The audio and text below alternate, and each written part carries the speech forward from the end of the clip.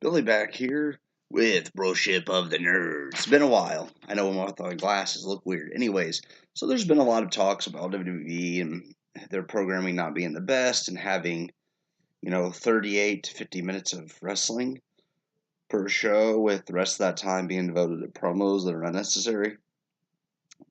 I'm fine with promos, but the reason promos are good in wrestling is by having few of them. And when they happen, for the promos to mean something. Anyways, this is from a fan point of view. I don't work in the pro wrestling business.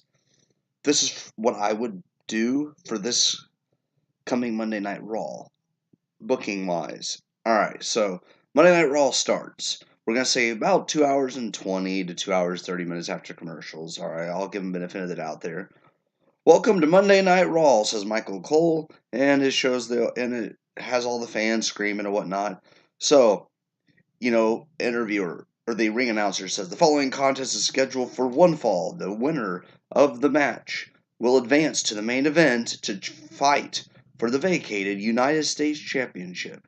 So we see Ricochet come to the ring and his opponent, Cedric Alexander.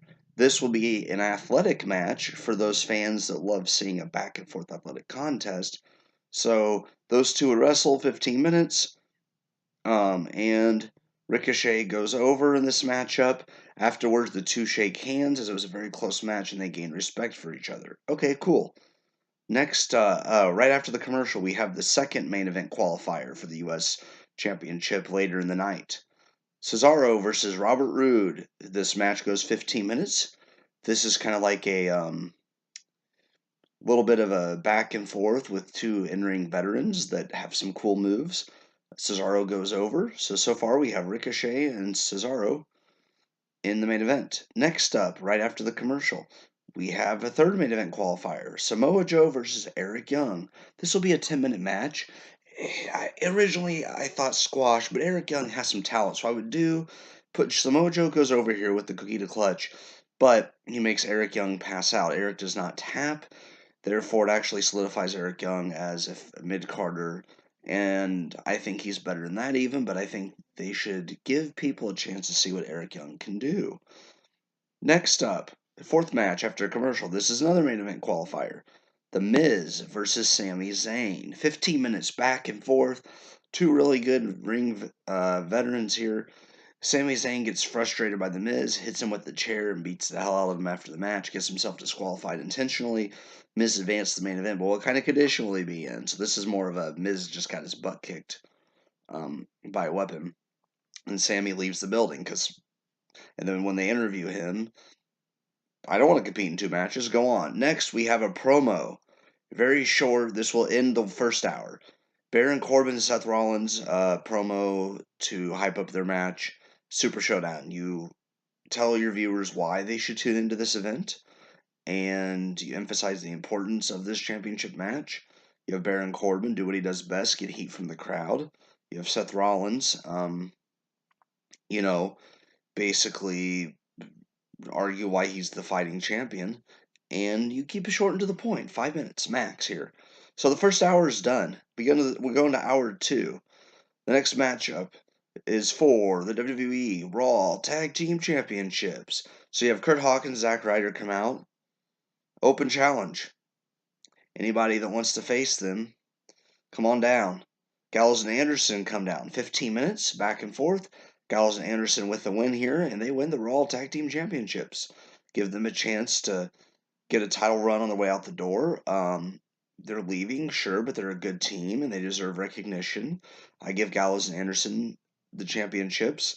And this isn't just because you're leaving. This is more of a, hey, you are a good team, and sorry we didn't recognize you, and if you do leave, there's no bad blood here. We actually think you're a good team, so we're going to give you the tag team championships for a while. And maybe even tease a future club reunion. So that's how we do that. Next up after the commercial, we're going to have a number one contender. This is match 6 already, by the way. More than they get usually an average night. Number one contenders matchup. It'll be a battle royal. The winner will face Becky Lynch for the Raw Women's Championship. So Nikki Cross comes to the ring. Alicia Fox, Dana Brooke, Lacey Evans, Naomi, Natalia, Sarah Logan, Tamina. Match is about to start. Stephanie McMahon's music plays. she announces there's another competitor. Sasha Banks' music hits. Sasha has returned. 15-minute match. Sasha Banks wins. Now, however, this won't be a random battle royal. It'll be a story battle royal. Because what's going to happen is a lot of these women are going to gang up on Sasha because they feel like she doesn't deserve a chance after taking time off.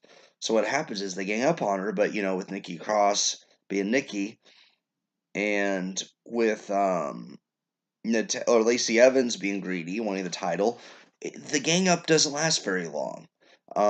Sasha survives a lot of near eliminations. She eliminates, have Lacey get the most eliminations here, but ultimately Sasha ends up throwing Lacey over the top rope and wins the matchup. So you set up Sasha and Becky. Becky can come out at the end of the match, hold up her title in her face, smile, and they either have a brawl or I would have them have a little bit of a throwdown in the ring and then walk away, basically. Like they both are evenly matched, no one gets their little advantage here, so you don't know who has momentum into the future. Next up, match 7.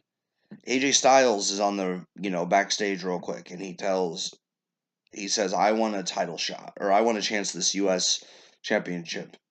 They say, fine, you have a chance, but you've had so many opportunities lately, but it seems like you won't take no for an answer.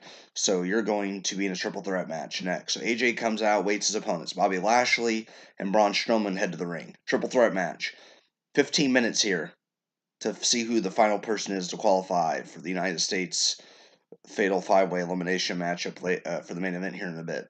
So Lashley, Braun, and AJ are fighting. AJ, of course, technically sound. Lashley and Braun beat the hell out of each other. And it goes to commercial. It comes back. AJ recovers. Braun gets thrown into the post out of the ring. AJ gets the phenomenal forearm, pins Lashley. AJ advances. Braun's kind of frustrated, but him and Lashley continue their brawl as AJ celebrates the win. Next, Undertaker promo on Goldberg. 5 minutes max, short to the point. Undertaker comes out, is the Undertaker, and he basically says, we've never had a match before, but I am going to defeat Goldberg, and he will rest in peace. Fans go nuts. Commercial, main event time, match number 8. So we have AJ Styles, Ricochet, Cesaro, Samoa Joe, and The Miz. An elimination match. True elimination. I'm giving this 25 minutes for the main event here. So these men are beating the holy hell out of each other. First elimination, Ricochet goes to the top rope, goes for a dive. Joe catches him, cookie to clutch. Ricochet's out of the match. I'd say, 5, 8 minutes in. That way, he's in there for a little bit. He shows what he can do and takes out everybody with a high-flying move. Cool. He's a great wrestler.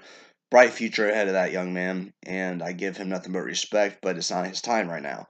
Next up, we have The Miz and Joe are squaring off. Styles goes for phenomenal forearm. Joe ducks. Miz takes it instead. Gets pinned. Miz showed a lot of effort here. About 12 minutes in, he's gone because he's worn out from that attack. He shows a lot of heart. He kicks out of a few things. Surprises fans. Gets pinned. AJ accidentally hits him, so there's no beef between those two. Styles is aiming for Joe, but Miz now has some beef with Sami Zayn. And that can shape up next week. Next, you have Samoa Joe is causing chaos. Styles and Cesaro, all three of those are fighting off. Finally, Styles and Cesaro get a double pin on Samoa Joe to eliminate him. It takes 2 men to keep Joe down. You keep Joe looking tough here. You protect him. Joe is furious. He leaves. And that's that. And then you have Styles and Cesaro with about, I'd say, I'd give these two, final commercial, give these two a good 8 minutes. So they're going back and forth. Cesaro hits a haymaker. Styles kicks out. Styles hits a Styles clash. Cesaro gets his foot on the rope. Styles is a little bit frustrated, but he keeps cool enough. Cesaro gets a few moves in. Styles recovers, takes him down, goes for the nominal forearm. Cesaro, out of midair, catches him with an uppercut, the neutralizer. Cesaro gets the win here. So the winner, new United States champion is Cesaro. That's the end of the show. My purpose here is see how fans react to Cesaro being the United States champion. If they react well, then I would consider him for a future Universal Championship run. So that's what I would do for Monday Night Raw this coming Monday. Like I said, I'm not an expert. This is how I would run the show. I got 8 matches in. I had a short promo with Rollins and Corbin. I started out with a match right away. Every week I would start out something different. I wouldn't always have it be a match. I might have a short promo. I might have someone get attacked and then go to the ring, but I wouldn't have 20 minutes of talking ever.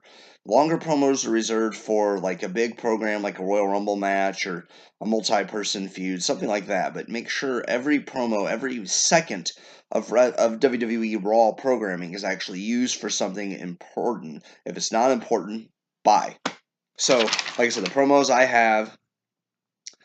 only promos I had Rollins and Corbin. You had a short little thing with Styles wanting a shot. You had the Undertaker promo on Goldberg. The talking part of it only took about 12 minutes, I would say. So the rest of the show is actually dedicated to wrestling. That's where I would be at. So I would have 85 to 90% wrestling, 10 to 15% promo. You occasionally might do 80% wrestling, 20% promo if it's a big deal or like a Legends night. But your majority of your show should focus on the wrestling aspect of it. So that's where I'm at. Like I said, this is just my point of view. Feel free to give your opinions. But this is how I personally would book the show. Doesn't mean it's right, doesn't mean it's wrong. It's just, hey, this is my opinion, and I wanted to share that with you guys. Hope you have a great day.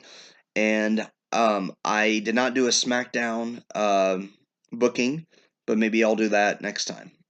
Take care.